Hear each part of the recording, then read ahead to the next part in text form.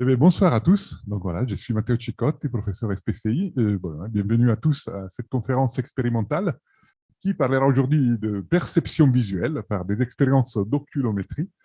Et donc, on a ici le plaisir de recevoir Nathalie Guyader et Alain Chauvin, qui sont maîtres des conférences tous les deux à l'Université Grenoble-Alpes, au laboratoire GIPSALAB et LPNC. Voilà, et ces belles expériences auxquelles vous participerez aussi, si j'ai bien compris. Très bien, alors bonsoir tout le monde. Donc, dans ce séminaire, en fait, ce qu'on va vous expliquer, c'est que voir, en fait, eh bien, on n'est pas passif quand on regarde, mais au contraire, on est actif. Et donc, on a intitulé notre exposé Voir, c'est faire. Et on va beaucoup vous parler donc d'oculométrie.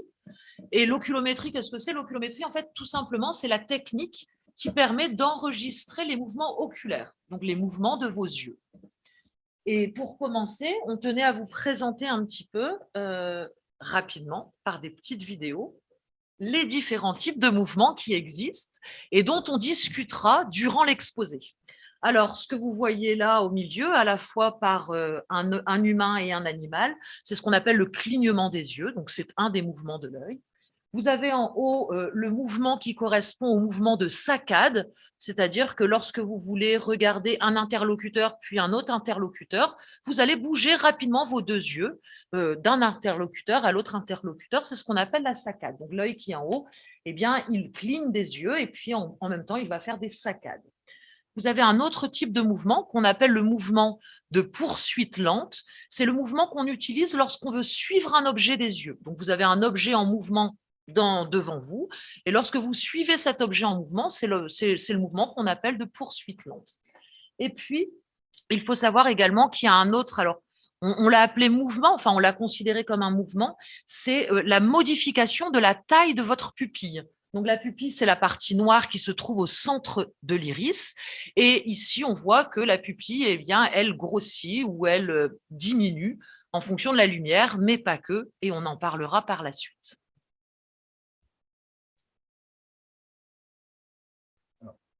Bonjour.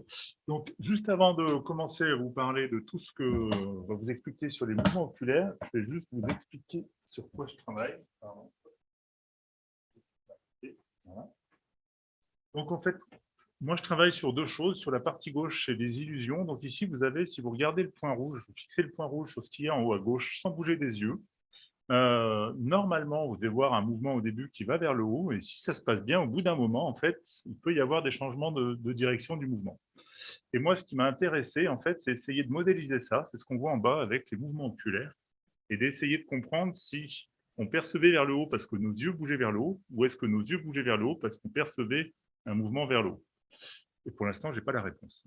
C'est les choses auxquelles il m'intéresse. Et de l'autre côté, l'autre chose qui m'intéresse, c'est que je travaille sur la stimulation magnétique transcrânienne, c'est stimuler le cerveau pour différentes raisons. Et moi, ce qui m'intéresse, c'est d'essayer d'optimiser cette technique. Donc, on a des algorithmes qui permettent de détecter les régions les plus excitables automatiquement, c'est ce qu'on voit en haut. Et en bas, on a appliqué ça en fait chez une dame qui avait des hallucinations. Et on a réussi à diminuer les hallucinations en cherchant l'endroit qui était hallucinogène dans le cerveau et en diminuant son activité. Et maintenant, on va faire une première expérience avec notre appareil qui s'appelle l'oculométrie. Donc, j'aurai besoin d'un ou une volontaire pour lire un texte.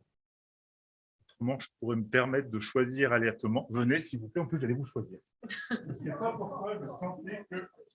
Donc là, pendant qu'elle installe, moi je vais juste, et après on regardera un petit peu comment se passe l'installation, mais je vais juste très rapidement vous parler donc de moi, les recherches que je mène au laboratoire. Donc moi, vraiment au centre de mes recherches, on a ce qu'on appelle la perception visuelle, principalement chez l'homme. Et donc pour étudier la perception visuelle chez l'homme, je vais utiliser différentes techniques. Une technique d'oculométrie, qu'on va vous présenter juste après. Je fais également beaucoup d'expériences et j'utilise l'imagerie par résonance magnétique fonctionnelle et l'électroencéphalographie pour comprendre les régions cérébrales qui sont impliquées dans différents types de mouvements oculaires. Et puis, je développe des modèles et j'essaye de m'inspirer de comment on voit le monde, comment on bouge les yeux pour proposer des modèles voilà, qui permettent de simuler la perception visuelle. Alors, on va pouvoir basculer sur l'expérience. Et donc, je vais vous donner quelques petites explications donc, sur l'oculométrie. Donc, comme je vous l'ai dit tout à l'heure, l'oculométrie, c'est la technique qui permet donc de mesurer les mouvements oculaires. Alors, il y a plusieurs types d'oculométrie, mais la technique qu'on utilise actuellement, c'est une technique qu'on appelle de vidéo-oculographie. Vidéo, pourquoi? Puisque vous allez voir qu'en fait, ce qu'on utilise, c'est une caméra qui se situe ici, juste sous l'écran, et qui permet de filmer le visage de la personne qui est en face. Cette caméra, elle a une spécificité, c'est qu'elle est ultra rapide. Donc là, elle fonctionne à 1000 voire 2000 Hz, c'est-à-dire qu'on est capable d'avoir une image toutes les millisecondes. Donc, c'est quelque chose qui est très rapide. Et donc, on va filmer le visage de notre cobaye, et plutôt d'Alice, et plutôt que de filmer son visage, en fait, on va particulièrement s'intéresser à ses yeux. Et ici, aujourd'hui, on va étudier juste un de ses yeux. On a ici un écran qu'on appelle l'écran de contrôle et qui permet donc à l'expérimentateur de faire les bons réglages, en fait. Parce que là, ce qu'on essaye d'avoir, c'est une belle image de son œil. Donc, si vous le voyez ici, on va régler la caméra pour obtenir une belle image de l'œil. Et il y a quelque chose qui va particulièrement nous intéresser, c'est ce qu'on appelle la pupille. Donc, la pupille, c'est la région noire de l'œil. Pourquoi c'est cette région qui nous intéresse? Eh bien, parce que via du traitement d'image qui a incorporé, on va dire, à la caméra, on est capable d'extraire cette pupille et puis ensuite, on est capable d'estimer la direction du regard. Donc, via la déformation de la pupille, on est capable d'estimer la direction de son regard et donc on est capable de dire, eh bien, elle est en train de regarder à tel endroit dans l'écran. Alors, avant de commencer l'expérience, on fait ce qu'on appelle une phase de calibration. On lui demande de suivre un petit point sur l'écran et on mesure la déformation de sa pupille et puis d'un autre petit point qu'on appelle la réflexion cornéenne et on mesure ses positions relatives pour chacun des points qu'elle suit sur l'écran. Une fois que l'oculomètre est calibré, eh bien, on est capable d'estimer la position de son regard. On va faire une première expérience où tu vas devoir lire un texte à voix haute. Regarde bien le point du milieu. Tout l'écran est rempli de X, sauf à l'endroit où elle regarde. Ce qui fait qu'elle est capable de lire, mais vous qui êtes derrière, vous pouvez zoomer un peu, voilà, par exemple, voilà, si on recommence la lecture, ou n'importe où. Le même paragraphe.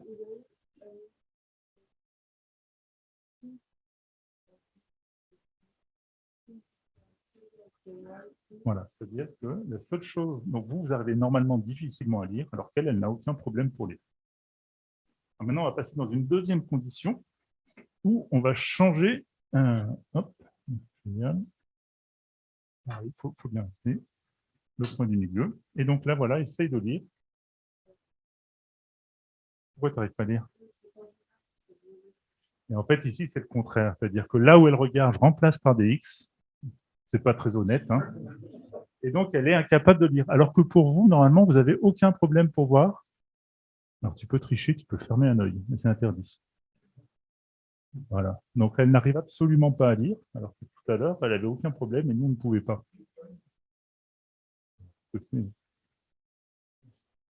Alors maintenant, on va faire la même chose, mais avec des images, pour voir que ça ne change pas de la même manière.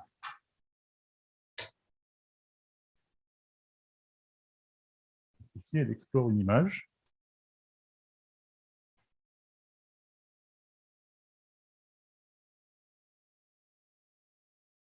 Est-ce que ça te gêne? Un petit peu. Ça va un petit peu. On va essayer l'autre version. Donc ici, je lui montre uniquement où elle regarde. Et on va essayer la version où je ne lui montre pas ce qu'elle regarde. Du point du milieu. Est-ce que là, ça te gêne? D'accord. Normalement, ça peut gêner un peu moins.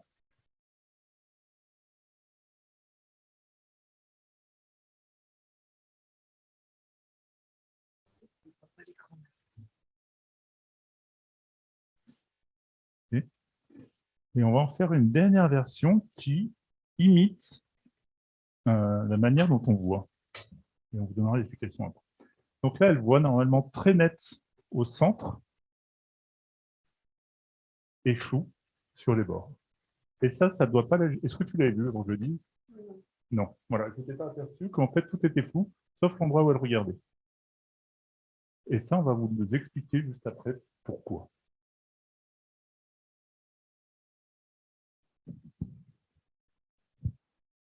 Donc là, ce qu'on a montré comme type d'expérience, et on reviendra un petit peu sur toutes les explications, c'est des types d'expériences qu'on appelle gaze contingent display. C'est-à-dire que ce qu'on affiche à l'écran est asservi à la position du regard. On est capable donc de modifier en temps réel ce qui est affiché à l'écran en fonction de là où la personne porte son regard. Et ça permet un certain nombre de choses. En particulier, on lui a demandé de lire un texte. Donc, comme nous, on ne voyait que des X sur l'écran, on n'arrivait pas à lire le texte, bien entendu, alors que la personne était capable de lire le texte, puisqu'à chaque fois qu'elle déplaçait son regard, il y avait les lettres et les mots qui s'affichaient au fur et à mesure de la lecture du texte.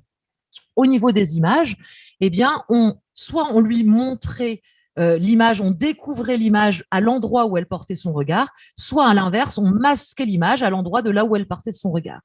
Et à la toute dernière version, eh bien, uniquement là où elle portait son regard, on avait ce qu'on appelle une image nette, et tout le reste était flouté. Nous, on s'en rendait compte, mais elle ne s'en est pas rendu compte, en fait, qu'il y avait du flou partout, sauf là où elle portait son regard. Et on va revenir un petit peu sur toutes ces explications après une série de petits tests qu'on va vous demander de faire avec nous. Ce qu'on va essayer de vous montrer, c'est de vous expliquer pourquoi, ce que vient de vous expliquer Nathalie, pourquoi à des moments on voyait rien, des fois on voyait des choses, pourquoi c'était gênant, pourquoi ça n'était pas gênant. Alors avant de le faire, on va essayer de se rendre compte de la différence entre le monde que l'on pense percevoir et le monde qui est transmis par notre œil à notre cerveau et qui sera interprété. Alors le monde que l'on pense percevoir, c'est ce qu'on appelle, moi ce que j'appelle, c'est notre expérience perçue. Donc là, ce qu'il faut essayer de s'imaginer, c'est imaginez-vous comment est-ce que vous faites pour voir et comment est-ce que vous faites pour regarder. C'est-à-dire que, fermez pas les yeux parce que là, du coup, vous ne verrez plus rien. Mais l'idée, c'est que devant vous, vous avez quelque chose qui est quelqu'un qui est rayé en noir et en blanc, qui est plutôt en détail, qui ne bouge pas trop. Voilà. Ça, c'est un peu l'expérience et tout autour, ça ressemble à ça. De la couleur à peu près nette, ça ne bouge pas. Nous, ce qu'on va vous montrer, c'est qu'en fait, vous vous trompez complètement. Vous êtes à peu près aveugle, complètement acromate, et en plus, votre œil bouge tout le temps. Donc, je vais vous faire des petits tests. Alors, premier test, ce qu'on va vous demander, c'est de regarder le point vert et rouge avec votre œil gauche et de fermer votre œil droit. Donc, l'œil droit, c'est celui qui se situe plus là-bas, sur cette image. D'accord? Donc, l'œil droit, c'est celui qui est là-bas. Et vous allez regarder donc, le point qui est rouge et vert de gauche, sans bouger votre œil pendant à peu près 30 secondes et sans bouger votre tête. Et normalement, il doit se passer des trucs à gauche au bout d'un moment. Et pareil, sur votre écran, mettez-vous à une distance d'à peu près 20 cm, si vous avez un téléphone moins. Et au bout d'un moment, il doit y avoir des choses qui doivent apparaître. Est-ce que vous voyez des choses apparaître ou disparaître? Ça dépend beaucoup de la distance.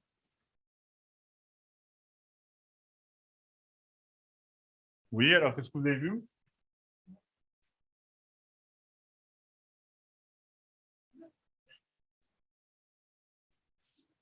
Tout flou, ça peut disparaître, c'est possible, c'est des choses qui arrivent. Alors, est-ce que pour certains, points rouges disparaissent?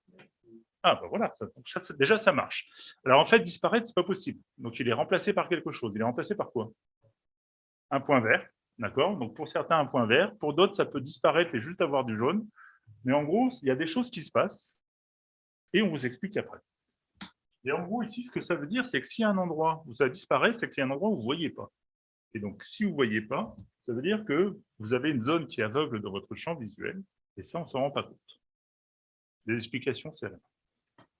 Deuxième chose que je vais vous montrer, c'est que vous êtes, selon les critères de l'OMS, quasiment aveugle, c'est-à-dire malvoyant au point de pouvoir... malvoyant. Alors, ce qu'on va faire, c'est un test d'acuité. Test d'acuité qu'on a chez un ophtalmologiste. Donc, c'est une planche, et c'est le test de Parino, ou de Monnoyer. Et ce qu'on vous demande, c'est tout simplement de regarder quelle est la ligne pour laquelle vous êtes capable de lire tous les mots, toutes les lettres. Vous pouvez garder vos lunettes avec la vision corrigée.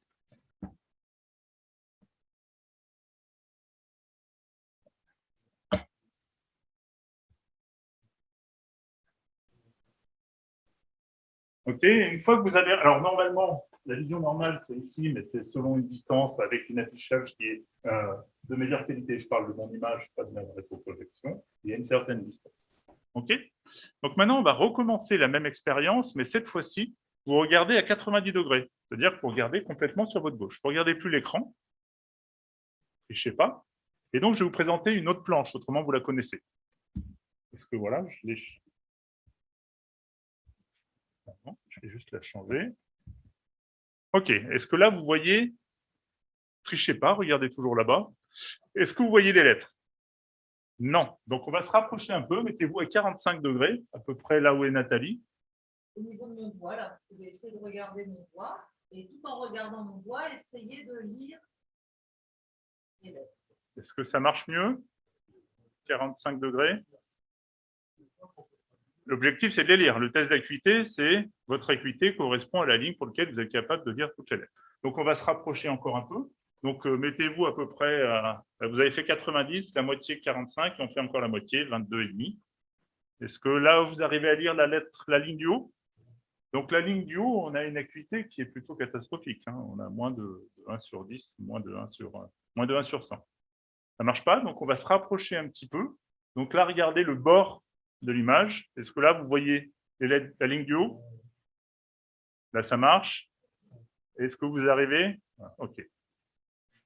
Donc ici, ce qu'on a essayé de vous montrer, c'est que l'acuité telle qu'elle est, je vais rester près du... L'acuité telle qu'elle est mesurée, c'est au centre de votre regard, et c'est là où vous avez l'acuité qui est maximum. Et dès qu'on s'éloigne, votre acuité descend, et elle descend de manière assez catastrophique.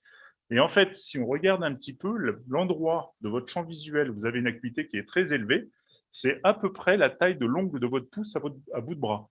Ce qui veut dire que tout le reste est complètement flou. Donc en fait, le monde dans lequel vous vivez est complètement flou. Mais vous le reconstruisez. Donc, vous avez un trou dans votre champ visuel, et ce que vous voyez est complètement flou. La seule chose qui est nette, c'est ce qu'on vient de voir, c'est là où vous regardez. À côté, c'est flou.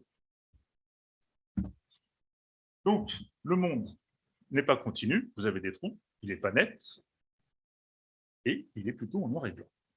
Donc, on va faire un deuxième petit test. D'abord, vous allez voir des crayons, et au milieu, je vais faire afficher un crayon. Et ce que je vais demander, c'est quelle est la couleur de ce crayon. Alors, juste pour savoir si ça marche, quelle est la couleur du crayon du bas? Orange, super. Et celui juste au-dessus, bleu. Parfait. Donc maintenant, vous connaissez, vous regardez à 90 degrés. Ah bah oui, non mais c'est bon, sans tricher. Quelle est la couleur du crayon? Marche pas? Donc alors, mettez-vous tout de suite à 45 degrés. Le crayon du milieu. La tâche n'est pas compliquée normalement, je vous demande la couleur. Jaune, pas mal. Vert, pas mal. Alors, regardez un peu plus loin. Vous êtes deux à avoir bien réussi, donc mettez-vous un tout petit peu plus loin. Pour les autres, pas de couleur. Alors, mettez-vous un peu plus près. Vous pouvez essayer de trouver la distance pour laquelle vous commencez à voir et à ne pas voir. Ici, quelle couleur? Bleu marine. Vous trichez. Presque, c'est noir. OK. Donc, ici, on peut faire les mêmes tests qu'on a fait sur l'acuité. On peut faire de l'acuité chromatique. Et vous voyez que ce n'est pas aussi catastrophique que pour l'acuité, mais ça se ressemble beaucoup. Donc, si vous n'êtes pas capable de discriminer les couleurs, vous discriminez que les différences de luminance. Donc, en fait, vous ne voyez pas la couleur. Donc, en fait, si vous êtes à plus de 45 degrés, ce qui fait plus de la moitié de votre champ visuel, vous ne voyez pas la couleur. Donc, vous êtes dans un monde qui est flou, complètement flou, qui est en noir et blanc, et en plus, vous avez des trous. Okay, donc ça, c'est ce qu'on a essayé de vous montrer ici, c'est que votre expérience du monde, elle est très différente de l'information qui est transmise par votre œil à votre cerveau. Et pourtant, votre expérience du monde visuel, elle vient de l'information qui est transmise à votre œil. Alors, les explications.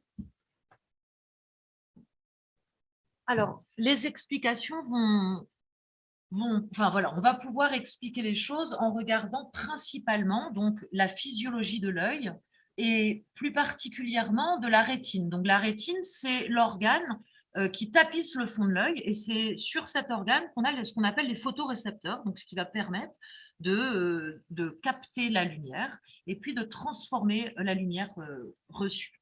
Donc, ce qui va être intéressant donc, de regarder, c'est que donc, vous avez ici l'œil et vous avez au fond de l'œil ce qu'on appelle la rétine. Et ici, vous avez une image du fond de l'œil. Ce que vous voyez au niveau de la rétine, eh bien, c'est qu'il y a un endroit où les cellules, qu'on appelle les cellules de sortie de la rétine, vont former le nerf optique qui, lui, va aller donc des yeux vers le cortex visuel. Et donc, au niveau de ce nerf optique, c'est là où tous les faisceaux vont se rejoindre, on n'a pas de photorécepteur. Et donc, comme on n'a pas de photorécepteur, c'est une partie de notre champ visuel qui va arriver sur un endroit de la rétine où il n'y a pas de photorécepteur. Et donc, c'est ce que vous avez pu observer tout à l'heure avec le trou que vous aviez dans le champ visuel qui correspond à cet endroit, justement, au niveau de la rétine, qui est dépourvu de photorécepteurs. Mais comme on a deux rétines, on a deux yeux, les deux trous, les deux endroits des nerfs optiques sont à des endroits différents sur les deux rétines, et donc on n'a pas l'impression d'avoir ces taches aveugles dans notre champ visuel. Si jamais maintenant on s'intéresse donc à l'acuité visuelle, pourquoi on a une telle chute de notre acuité visuelle? Eh bien, ça s'explique cette fois-ci avec le nombre de photorécepteurs qu'on va avoir à la surface de la rétine en fonction de la position où on se trouve sur la rétine. Donc, toujours notre image du fond de l'œil, et il y a un endroit sur l'image du fond de l'œil qui est beaucoup plus foncé. Cet endroit, c'est ce qu'on appelle le centre de la rétine. C'est-à-dire que lorsque vous regardez quelque part, par exemple, là, si je regarde l'écran d'ordinateur, cet écran d'ordinateur, il va se projeter au centre de mes deux rétines. Et au centre des deux rétines, c'est là où on a une majorité de photorécepteurs. Et le fait qu'on ait cette majorité de photorécepteurs va faire qu'on va percevoir les détails, d'accord? Et donc, on va avoir une acuité visuelle maximum à cet endroit-là.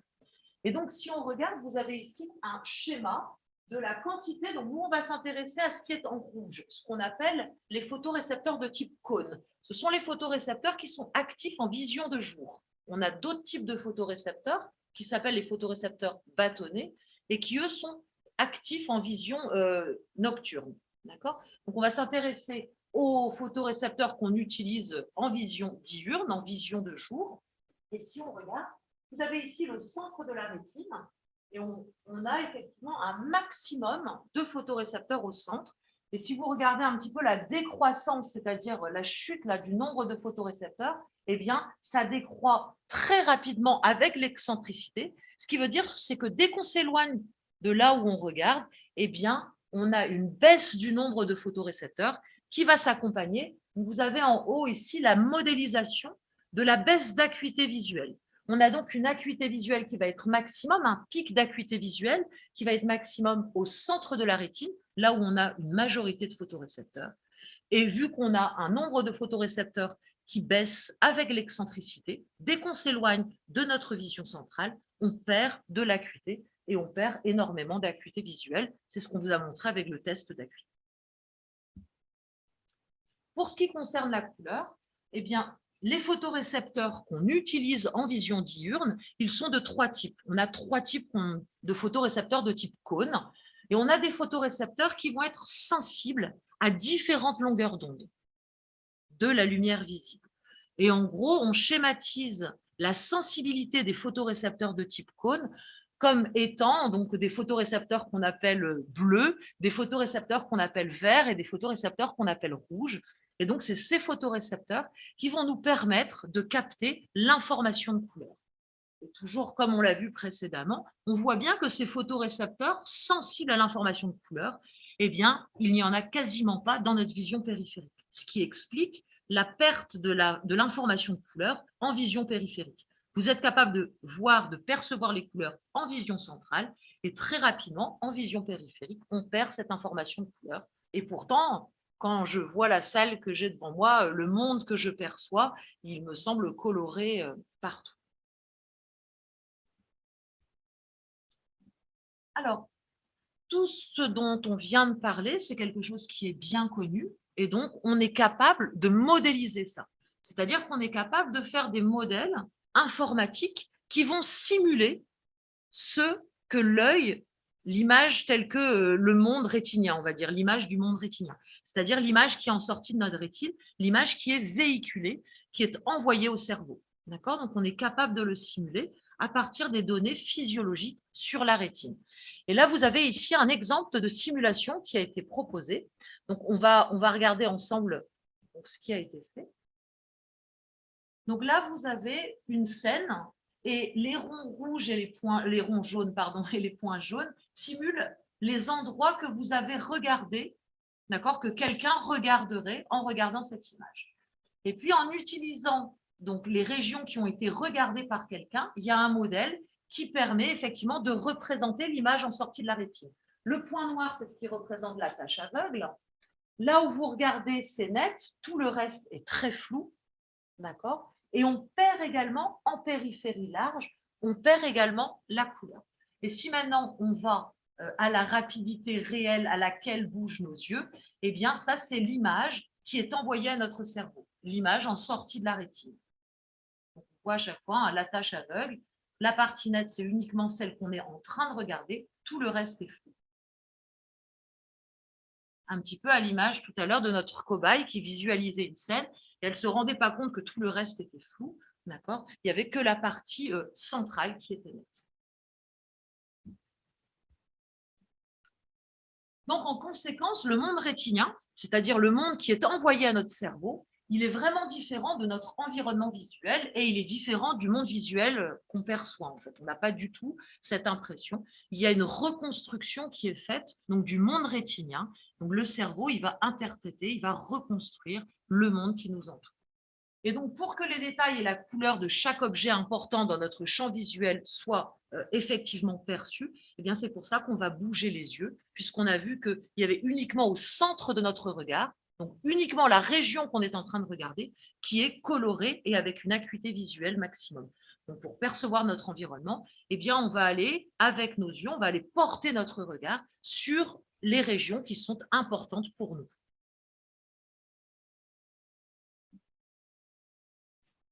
Et donc, regardez, c'est explorer, et donc c'est placer les objets importants pour nous au centre de notre regard, au centre de notre vision, là où on a effectivement une acuité et puis une vision colorée. En fait, on pose deux types de questions. La première question, c'est comment est-ce qu'on fait pour, à partir d'un monde aussi pauvre, avec peu de résolution, peu de couleurs, qui bouge tout le temps, pour arriver à un monde qui est stable? Moi, je n'ai pas la réponse, et ce n'est pas l'objet de ce qu'on va vous dire aujourd'hui, donc vous n'aurez pas la réponse ici. Mais vous avez des chercheurs en psychologie qui s'intéressent à ce qu'on appelle les processus de reconstruction. Quels sont les mécanismes qui nous permettent de reconstruire le monde, de reconstruire la paix? Nous, on va prendre le problème dans l'autre sens, c'est se dire, pour reconstruire le monde, on a besoin d'aller chercher des informations, et ces informations sont des informations importantes. Et comment on sait si ces informations sont importantes? C'est les mouvements oculaires.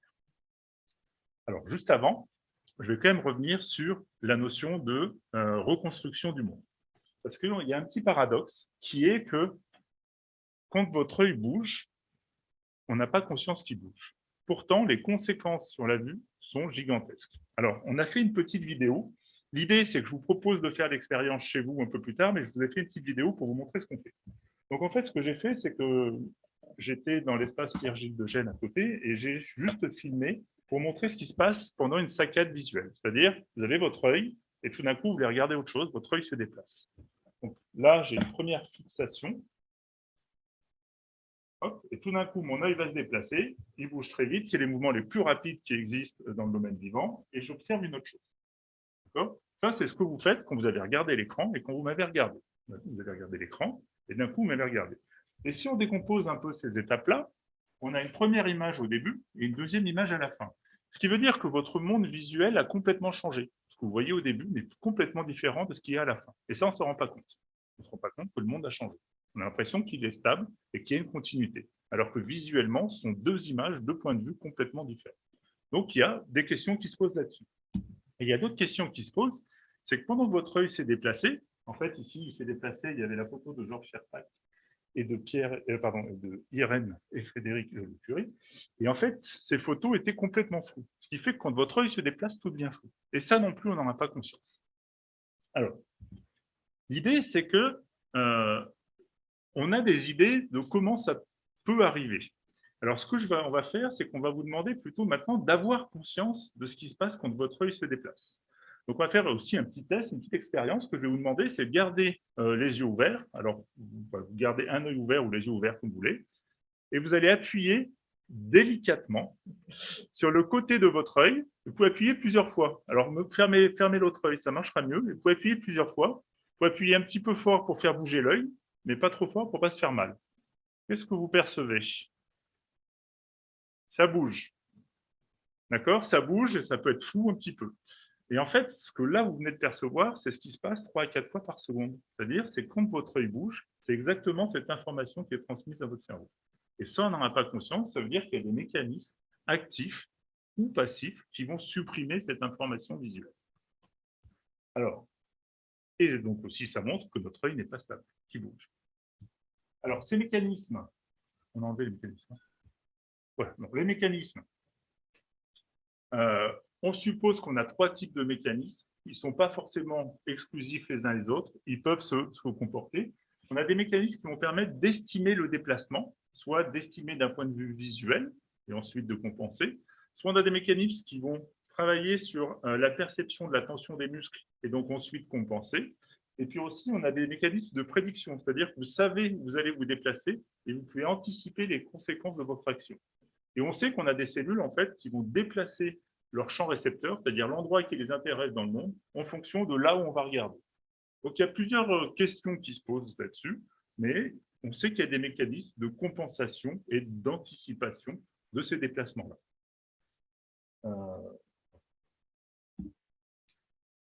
Et du coup, maintenant, la deuxième partie qui est sur, on va se servir du fait que l'œil ait une bonne acuité au centre et que donc, pour voir le monde, on a besoin de déplacer notre œil pour essayer de comprendre les mécanismes, justement, de perception du monde.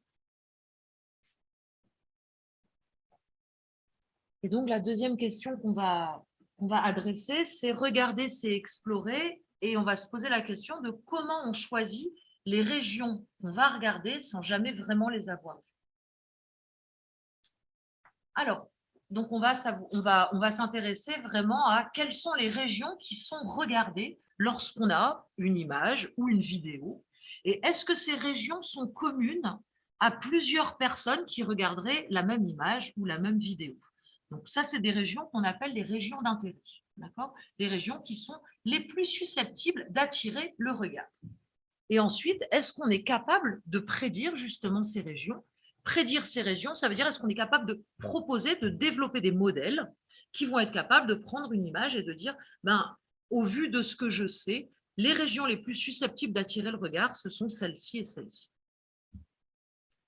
Alors, ça, c'est une expérience qui a été menée par Yarbus dans les années 60 et qui présentait donc ce tableau à des observateurs et il posait un certain nombre de questions ou pas de questions, il demandait aux personnes d'explorer.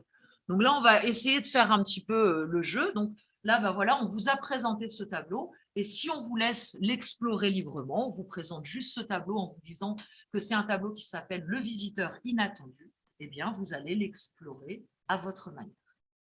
Et si jamais on demande à plusieurs personnes, à vous tous, si on avait pu enregistrer vos mouvements oculaires lors de votre exploration de ce tableau, eh bien, on aurait pu obtenir donc, un type d'exploration assez similaire à celui-ci.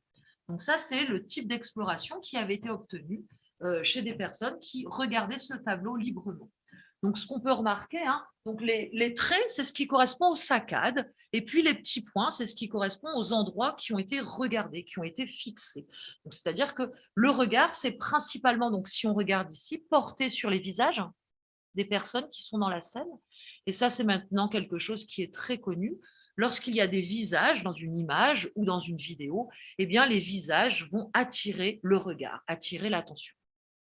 Donc ici, on voit que les gens ont principalement regardé les visages et puis ont regardé effectivement un petit peu les personnages. Et donc, on a les saccades et les fixations. Et comme Alan vous l'a dit tout à l'heure, quand on explore comme ça librement une image, on fait entre 2, 3, 4, on va dire environ 3 saccades par seconde. C'est-à-dire que 3 fois par seconde, on va bouger nos yeux rapidement pour aller d'une fixation à une autre. Maintenant, si on présente le même tableau et qu'on demande, on pose la question donc, aux participants, à ceux qui explorent la scène, d'estimer le niveau social des personnages.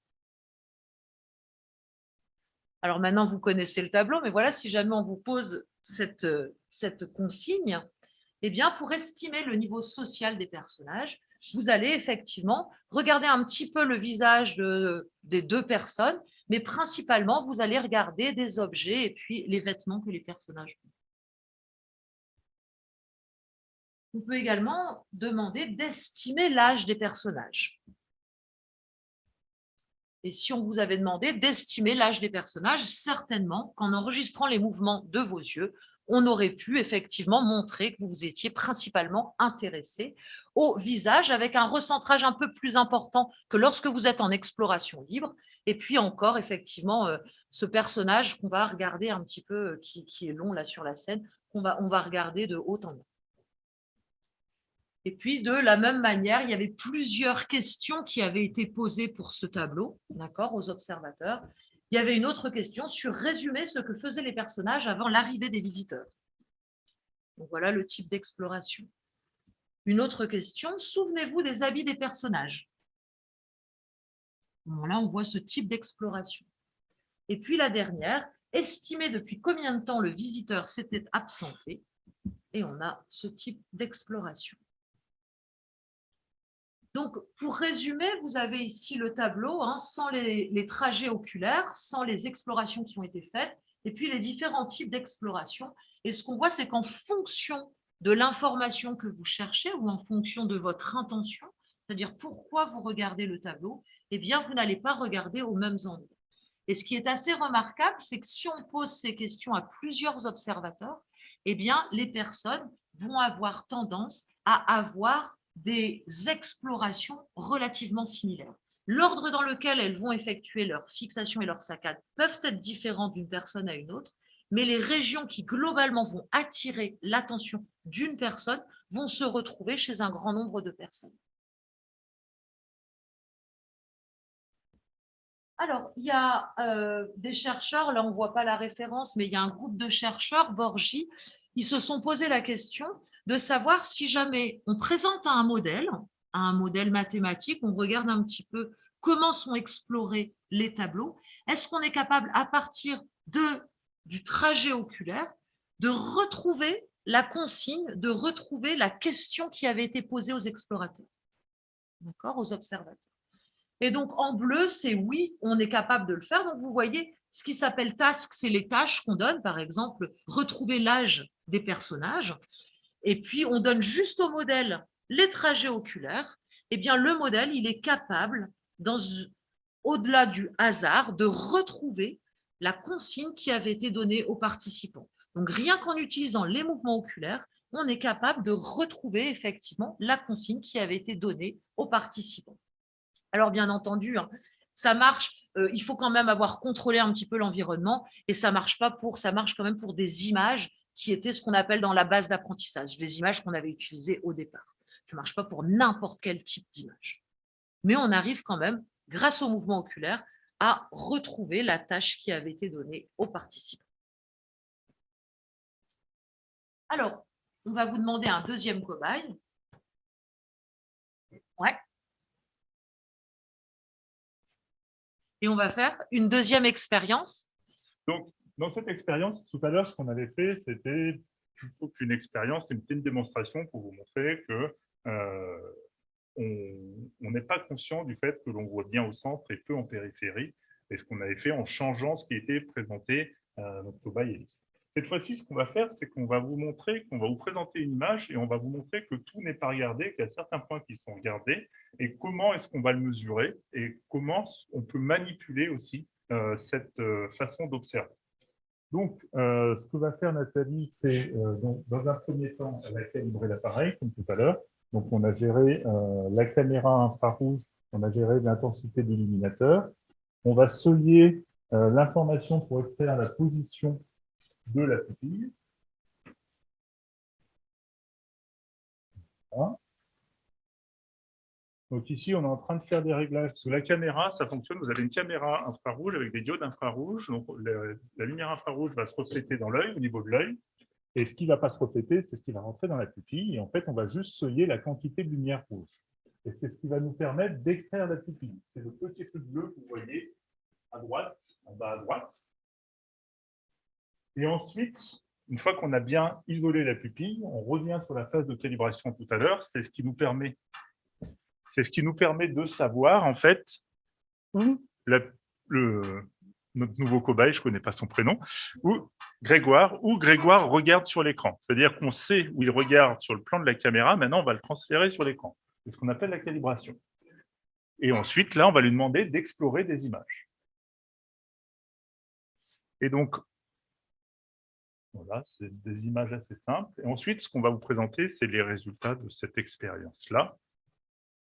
Donc, il va y avoir plusieurs types d'images. Donc ici, vous reconnaissez le Machu Picchu. Je n'ai pas d'accent.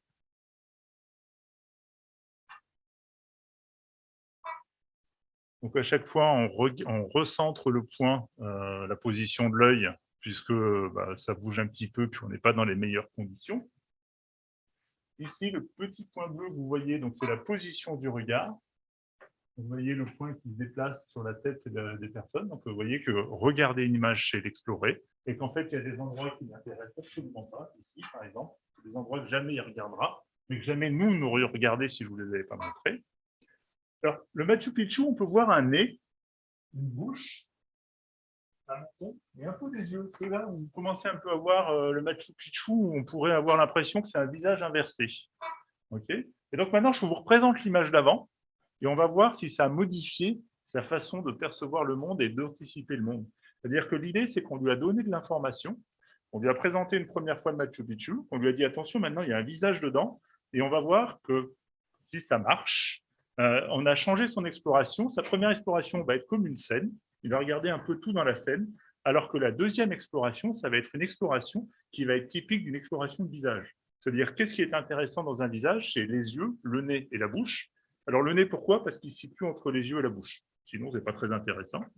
Et les yeux et la bouche, parce que ce qui nous permet la communication verbale avec la bouche, et les yeux, tout ce qui est communication non verbale. Vous avez des interactions entre les deux.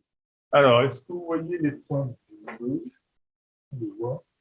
Oui, c'est des points jaunes d'ailleurs. Donc là, on voit son exploration sur cette image. Il a regardé différents endroits. Il y a des endroits qui n'étaient absolument pas du tout intéressants sur la barrière. Donc, on voit qu'explorer une image, c'est sélectionner un certain nombre de points. Voilà, on va passer sur le Machu Picchu. Donc ça, c'est l'exploration typique du Machu Picchu. Il a regardé le village, un peu l'organisation du paysage. En général, ça peut respecter soit des règles de photographie, soit des règles d'organisation du paysage. Si on avait un spécialiste d'escalade, on pourrait plus monter une voie, c'est des choses qui arrivent. Donc ici, c'est une exploration classique. Le visage.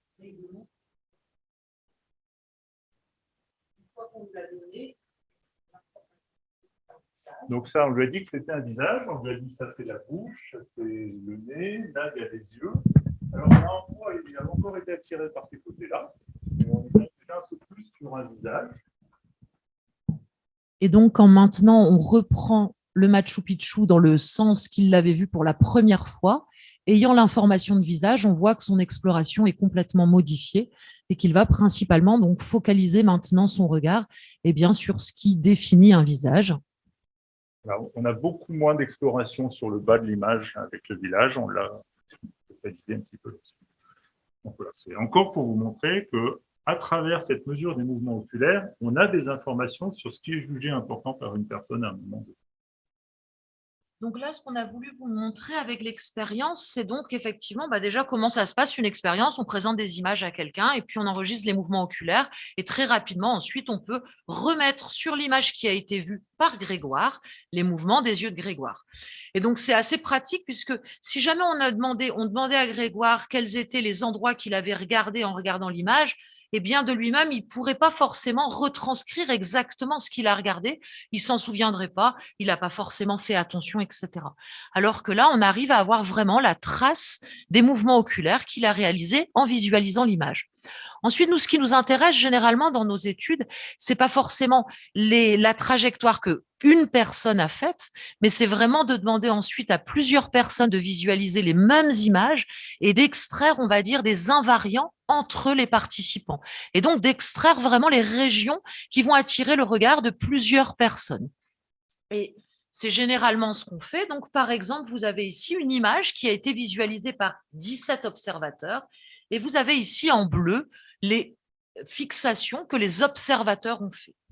Et puis cela, ça nous permet en fait d'étudier et d'essayer de comprendre dans cette image pourquoi les gens ont principalement, alors l'image au centre, eh bien effectivement, on sait maintenant que le centre d'une scène est privilégié par les observateurs. Et puis ensuite, on va s'intéresser un petit peu à toutes les régions qui ont attiré le regard de nos 17 participants et on va essayer de comprendre au niveau soit du signal, au niveau statistique, qu'est-ce qui dans l'image fait que ces régions sont intéressantes pour les personnes qui ont observé cette image. Et donc, on développe ce qu'on appelle des modèles de science. Et donc, si jamais vous voyez l'image qui est en haut, eh ben, c'est un modèle mathématique, en gros, qu'on a mis sur l'ordinateur et qui est capable, à partir du signal, à partir d'une image, d'extraire les régions qu'on appelle saillantes, qui sont les plus susceptibles d'attirer le regard.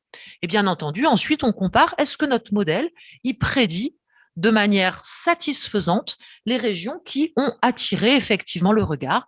On fait des comparaisons, on dit le modèle, il faut le modifier un petit peu comme ceci ou un petit peu comme cela pour essayer d'être le plus précis et d'être le plus juste possible pour prédire les fixations des gens. Et on verra à quoi ça sert de faire ça. On verra qu'il y a plein d'applications à ce genre d'expérience. Alors, pour vous dire, le modèle, en fait, c'est un modèle qui est bête. C'est-à-dire que ce qu'on a fait, c'est simulation de la rétine et des premières aires du cortex visuel primaire. Donc, c'est un modèle ici, ce modèle-là. Alors, c'est pas moi qui l'ai fait, c'est pour ça qu'il est bête. C'est un modèle, en fait, qui est sensible à la luminance, au contraste, à la couleur. Et juste avec ça, en fait, vous voyez qu'il va nous prédire que ce qu'on va regarder, c'est les deux fleurs et un petit peu les branches. Donc, juste en fait, avec de la luminance, du contraste et du regard, on arrive à prédire 60 à 70% des régions que vous allez regarder dans une image. C'est-à-dire que notre comportement visuel est quand même guidé aussi par les intentions, ce qu'on a vu tout à l'heure, mais énormément en fait par des propriétés très simples du cinéma. Ensuite, on peut aller un tout petit peu plus loin et on sait que les visages sont très importants. On sait également que le mouvement est important. Et là, on va rapidement vous montrer une petite… Donc là, vous avez en haut, les points rouges et verts, ce sont différents participants, des groupes de participants qui ont visualisé la petite vidéo qu'on va vous jouer. Et vous avez dessous, le modèle. Qu'est-ce que le modèle, lui, il prédit pour ce type de vidéo ?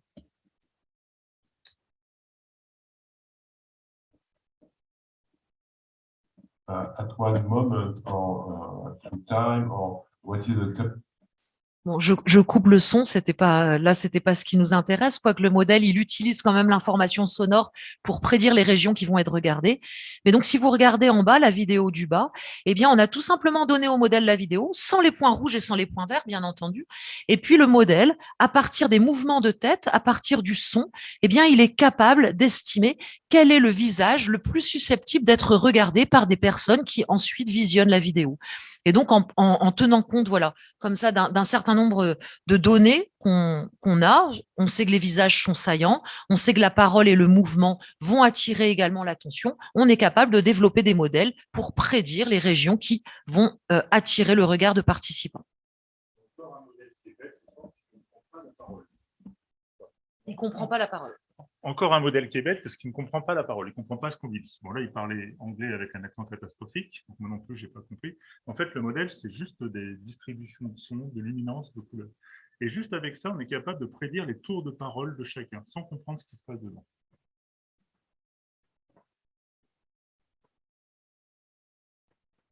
Et donc, la dernière question qu'on voulait adresser ce soir, c'était tout ça, à quoi ça sert en fait? À quoi ça sert ces expériences en oculométrie? À quoi ça sert de connaître tout ça sur la rétine, sur le système visuel, etc. Eh bien, en fait, il y a plein d'applications à ces études en oculométrie et au fait d'être capable de prédire et puis être capable d'analyser les régions qui sont importantes dans un environnement visuel. Si jamais, donc ici, on en a cité quelques-unes et après, on va en détailler 3.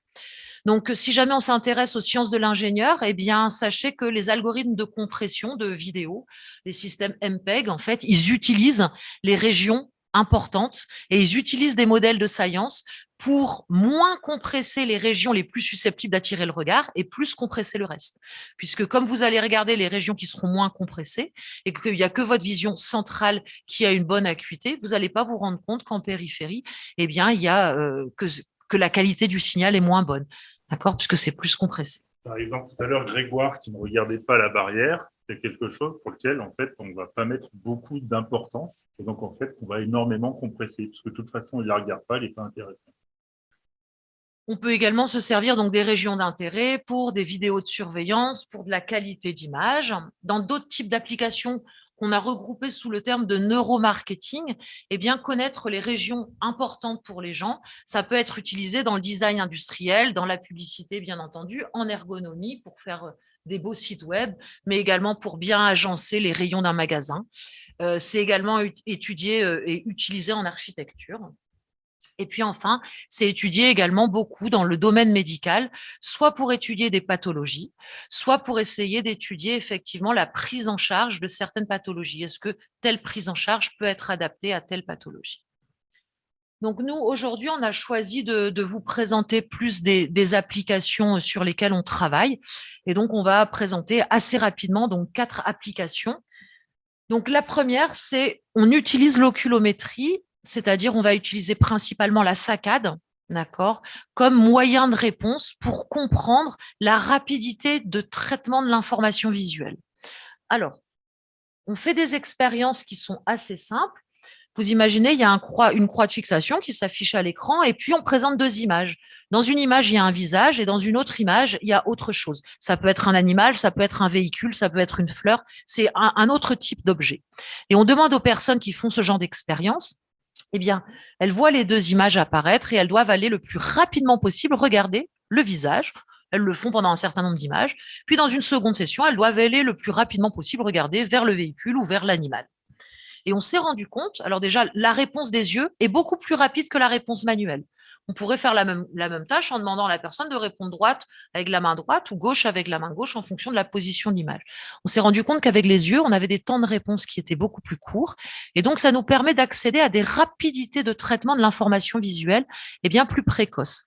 Et on s'est rendu compte, donc là, ici, on a des résultats où on présente en fait les temps de réaction des yeux. D'accord, ce qu'on appelle le saccadic reaction time, c'est la vitesse de réponse de vos yeux quand vous devez aller vers un visage ou quand vous devez aller vers un véhicule.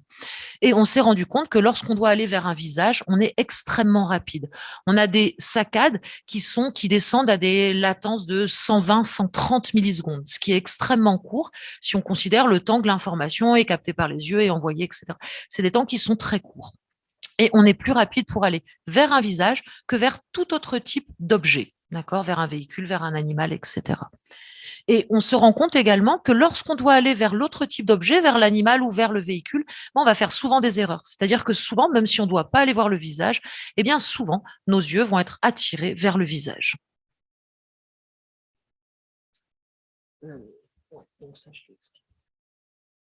On peut également utiliser l'oculométrie comme un outil d'apprentissage. Alors, souvent, c'est utilisé aussi pour essayer d'identifier ce qui fait un expert dans la prise d'information et comment est-ce qu'on pourrait aider quelqu'un qui n'est pas expert pour la prise d'information. Donc, on va vous donner des petits exemples. Donc, les petits exemples que vous avez à gauche, c'est sur le jeu d'échecs. Vous voyez que ce qui différencie majoritairement, c'est le nombre de mouvements et la variabilité des positions. C'est-à-dire qu'en fait, les experts ont identifié très rapidement les informations importantes, ils vont aller chercher des confirmations de ces informations, alors qu'un novice va explorer beaucoup plus. Donc, ce qui est vrai pour les experts et pour tout, c'est-à-dire l'imagerie médicale, c'est pareil. Et ici, c'est pour la conception d'habits, pour le design. Les experts, en fait, repèrent les points qui sont allés observer, alors qu'un novice va avoir une exploration beaucoup plus dispersée. Donc ici, on peut aussi s'en servir pour dire, attention, les bonnes informations, elles se situent là. Et on peut du coup présenter quelles sont les informations importantes sans demander à l'expert de le verbaliser, ce qui n'est pas toujours faisable ni toujours facile. Et ici, pardon, on va vous présenter un exemple d'une petite expérience que nous, on a fait. C'était… Oui, c'est un mannequin. C'est des infirmiers anesthésistes, en fait, qui doivent gérer un patient, un mannequin qui va de plus en plus mal. Donc, en fait, c'est un scénario où il y a un problème, donc je ne peux pas vous l'expliquer parce que c'est le médecin qui me l'a expliqué il y a longtemps et je suis incapable de le répliquer, de vous le répéter correctement. Mais en gros, il y a deux actions à faire. Soit on va, ils appellent ça remplir, donc c'est mettre des liquides à l'intérieur du patient, soit donner un produit spécifique, du sulfanol ou je ne sais plus quoi. Et donc, en fait, il y a une des deux actions qui est catastrophique pour le patient et une autre qui va le sauver. Et il se trouve que dans cette situation, la moitié des apprenants se trompent. Donc, la moitié font une erreur, ce qui est gigantesque dans ces situations d'apprentissage. Et donc, ce qu'ils ont voulu savoir, c'est pourquoi est-ce qu'ils se trompent, à quel moment ils se trompent. Donc, nous, ce qu'on a essayé de voir, c'était est-ce que c'était dans la prise d'information, est-ce qu'il y avait un problème de prise d'information. Donc, on a identifié les régions qui étaient les plus importantes, donc les régions avec le scope, des régions sur le patient, pour essayer de voir ce qui se passait. Donc, ici, c'est un exemple d'une vidéo. Donc, c'est des choses avec des lunettes portables, dans des situations qui peuvent être un peu stressante pour le sujet. Et donc, bon, on a fait l'expérience et au final, on s'est aperçu qu'il y avait la durée des fixations, donc la prise d'information, était un indicateur de l'erreur. Donc, il y a vraiment une prise d'information qui est incorrecte dans un cas plutôt que dans l'autre. Alors, le problème, c'est qu'on n'a pas encore résolu à quel moment cette prise d'information divergeait. Donc, c'est des questions auxquelles on essaye de répondre actuellement. Alors, un autre exemple qu'on a utilisé avec une jeune start-up qui s'intéresse à modéliser des environnements réels en réalité virtuelle en utilisant les maquettes utilisées par les architectes. Et en fait, ici, ils avaient plusieurs questions, dont une des questions qui est le sujet de cette expérience, c'est les clients d'un hôtel passaient leur temps à se perdre. Un hôtel au ski, parce qu'en fait, l'hôtel avait une drôle d'architecture, puis comme c'était en montagne, des fois, en allant d'un niveau à l'autre, en fait, on descendait ou on montait, mais en fait, on se retrouvait avec des étages qui avaient des numéros qui ne correspondaient pas. En fait, c'était une catastrophe. Donc, ils passaient leur temps à expliquer au sujet. Et donc, en fait, ce qu'il a dû faire, c'est modéliser cet hôtel. Et modéliser un hôtel pour être transmis sur un smartphone, c'est coûteux, ça prend de la place. Et donc, du coup, il a besoin d'optimiser sa modélisation. Ce qui veut dire qu'il a besoin de savoir ce qu'il doit mettre dans son environnement virtuel. Il ne peut pas tout mettre. Et donc, en fait, on lui a dit, nous, ce qu'on peut essayer de savoir, c'est quelles sont les choses intéressantes à mettre et quelles sont les choses pas intéressantes. Est-ce que je dois mettre la barrière que Grégoire n'a pas regardée ou est-ce que je dois mettre les vélos des gens que Grégoire a regardés? Donc, ce qu'on a fait, c'est qu'on a fait une expérience en réalité virtuelle, je ne vous la montrerai pas, et une expérience en vrai, où on a pris...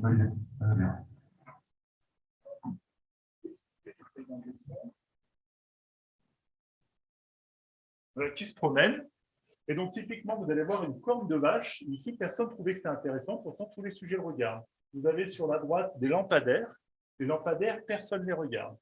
Vous avez ici des fresques, tout le monde les regarde.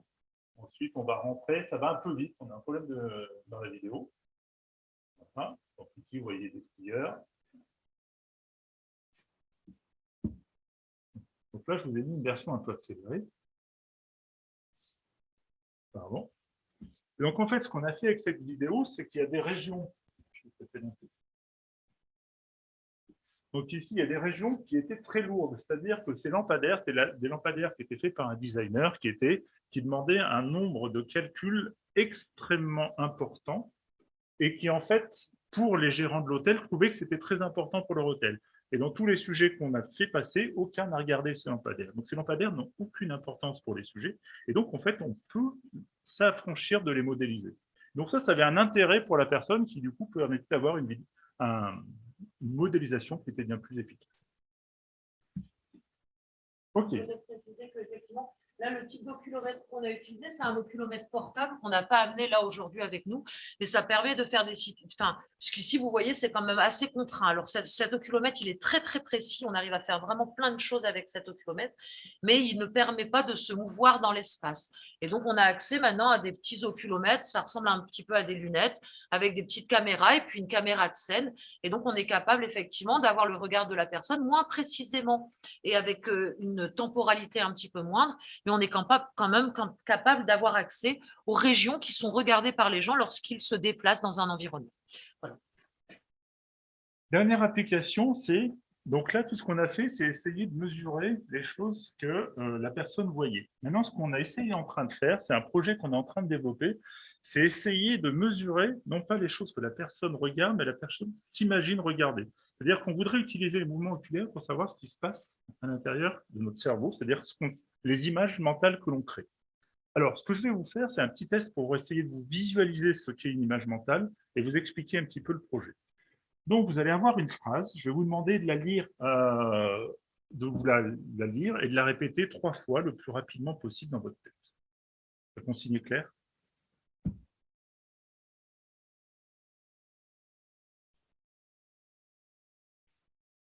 Elle est en français.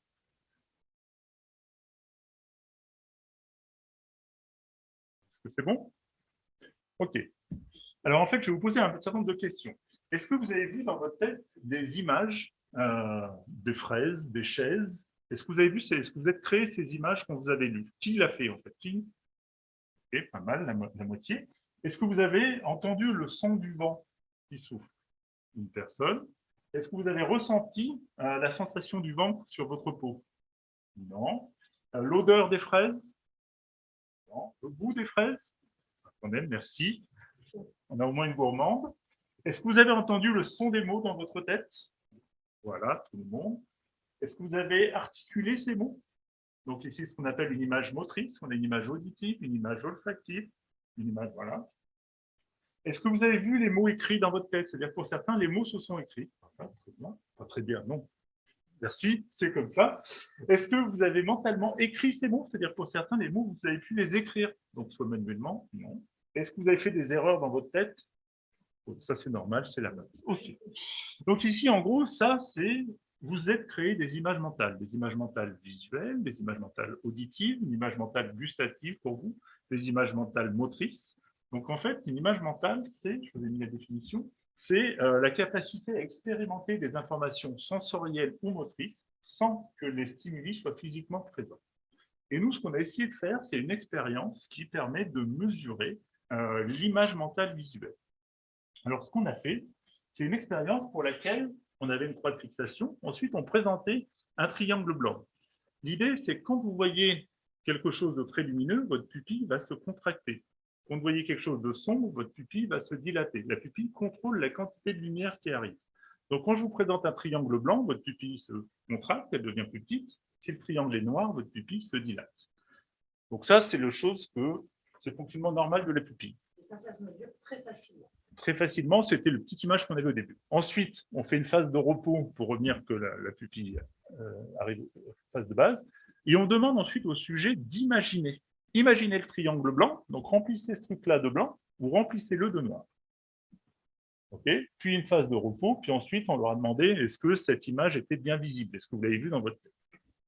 Alors je vais vous présenter d'abord les résultats des gens qui ont fait cette expérience, puis après les nôtres. Donc ce que vous avez ici, c'est en bleu la perception de la taille de la pupille lorsqu'elle voit une image noire, et en rouge la taille de la pupille lorsqu'elle voit une image blanche. Donc la pupille, quand elle voit une image blanche, elle se contracte. Donc ici, elle a une taille qui est plus petite. Et quand elle voit une image sombre, elle se dilate, elle a une taille qui est plus grande. Et ce qu'ils ont observé, c'est également pendant l'imagination, vous avez un zoom en haut à droite, c'est que quand on imagine une image sombre, la pupille se dilate, alors que quand on imagine une image claire, la pupille se contracte. Donc, ce qui veut dire que la pupille est un marqueur de nos images mentales. Donc, nous, on est en train de travailler là-dessus, puisqu'il existe des personnes qui sont incapables de se créer des images mentales visuelles, des images mentales auditives, ce qu'on appelle les personnes avec la aphantasie. Et donc, on essaie de trouver un test qui permet d'identifier ces personnes-là. Ce n'est pas un trouble, c'est un style connu. Alors, le problème, c'est que nous, on a fait cette expérience, ça ne marche pas. On a répliqué l'expérience, on n'a pas de différence. Par contre, on a un truc rigolo qu'on va vous montrer. Alors, cette expérience, les résultats datent de vendredi. Hein, on n'en est pas encore complètement sûr. Vous êtes les premiers à les voir. Voilà. Il y a encore des gens qui passent aujourd'hui. En fait, nous, on va plutôt s'intéresser à la période de repos. Alors, la période de repos, c'est que la taille des pupilles s'inverse. C'est-à-dire qu'à un moment, la pupille, c'est comme si, en fait, ici, alors qu'elle avait vu un truc blanc, voit un truc noir. Et là, alors qu'elle a vu un truc noir, voit un truc blanc. Il y a une inversion dans la taille de la pupille, comme si l'image mentale changeait de couleur. Et en fait, ça, c'est un phénomène qui est très connu, c'est ce qu'on appelle les images consécutives. Et c'est ce qu'on a finalement mesuré sans faire exprès. Une image consécutive, c'est quoi? On va vous donner un exemple. Donc ici, ce que je vous demande, c'est de fixer le point bleu au centre du visage pendant 30 secondes sans bouger votre tête, sans bouger vos yeux. Et ensuite, je vais la passer et vous me direz ce que vous allez percevoir. Ensuite, on a un dernier film, on a fini. C'est un peu long parce que c'est un processus d'adaptation, donc ça prend un peu du temps. Ne bougez pas les yeux, ne bougez pas la tête.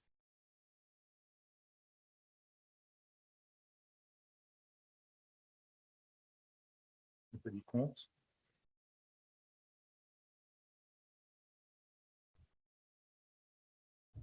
Au moins qui a marché. C'est mon cousin, je l'ai payé pour qu'il vienne. C'est pour ça. Donc normalement, ce que vous avez dû voir, c'est la photo de John Lennon avec les couleurs qui étaient des couleurs négatives. C'est-à-dire que je vous ai présenté quelque chose qui était en noir et blanc, et vous avez vu les couleurs négatives, et c'est ce qu'on a mesuré avec notre pupille. En fait. Tout ce qu'on a mesuré, c'est cette perception de l'image consécutive qui était négative. Donc on est capable d'imaginer l'image mentale. Parce que vos yeux ont bougé. En fait, cette image, elle est vraiment liée à la position de votre regard, et donc quand vous déplacez vos yeux, elle se déplace avec vous. C'est vos yeux qui ont bougé. Ça montre aussi que vos yeux sont déplacés. Et de la même manière qu'on est capable de modéliser, un petit peu l'image qui est envoyée par la rétine à votre cerveau, cet effet consécutif, on est capable de le modéliser. On connaît un petit peu le fonctionnement des cellules au niveau de la rétine, et juste en utilisant des choses très simples sur le fonctionnement de ces cellules rétiniennes, on est capable de modéliser très simplement ça et d'expliquer cet effet consécutif. Et donc, on a essayé de vous montrer. Alors, pardon, oui. Donc, ça, c'est notre projet sur lequel, si vous voulez participer, il est en ligne. C'est le projet qui s'appelle afantasia.hypothèse.org et c'est tous les gens qui travaillent actuellement sur ce projet-là. Alors, juste pour finir, alors ça, c'était au cas où on est un mauvais sujet. Ça a été parfait, Grégoire, merci. Tu vois. Et on va finir, en fait, nous, ce qu'on a essayé de vous montrer, c'est l'importance des mouvements oculaires pour savoir ce qui se passe dans votre cerveau, ce que vous êtes en train de regarder, ce que vous considérez important dans l'environnement. Et en fait, ici, maintenant, on va vous montrer un petit tour de magie. Et en fait, l'idée, c'est que vous essayez de comprendre ce tour et que vous essayez de me l'expliquer à la fin.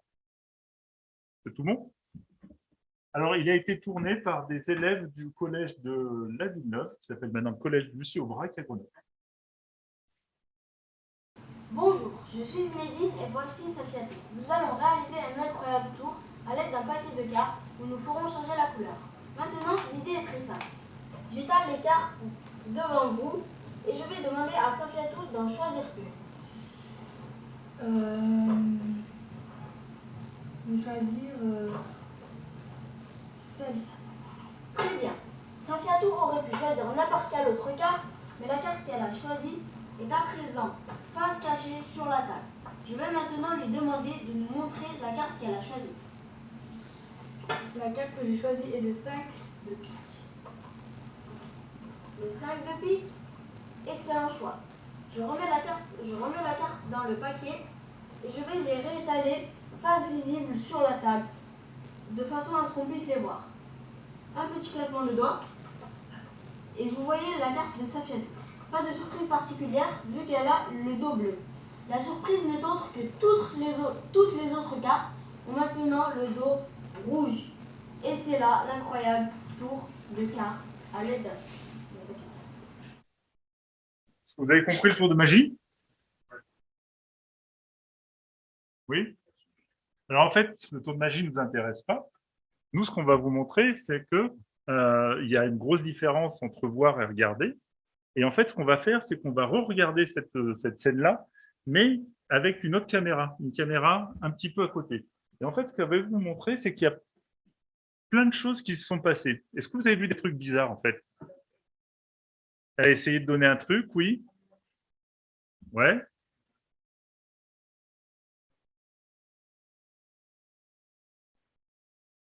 Elle a bougé, ouais, elle a bougé de bras. Donc ça, c'était un peu bizarre. En fait, il y a d'autres choses qui ont bougé.